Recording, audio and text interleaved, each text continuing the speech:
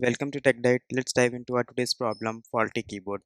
It says your laptop keyboard is faulty. Whenever you type a character I on it, it reverses the string that you have written. Typing the other character will work as expected. So we'll be given a zero index string S, and each time we type a character S, we'll be using this faulty keyboard.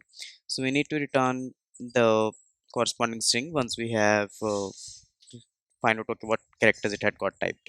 So we have this as str, we got an I, so we reverse the string so far, so it is rts now, and then normally we have nng, so that's our answer here.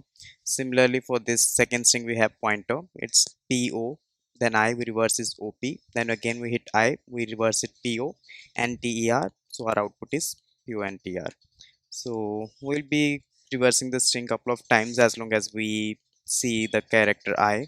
So let's use a string builder to save up some space and have a better complexity. So we have this string builder, and we'll say we'll have this character as dot to char array. So now we can say if my character is an I need to do one thing, which is this reverse, right? Otherwise I can just simply say that I need to append that character to my current string. Finally I can say okay, my computation is done. I can simply return the corresponding string object to this builder. So it says it's accepted. Let's hit submit.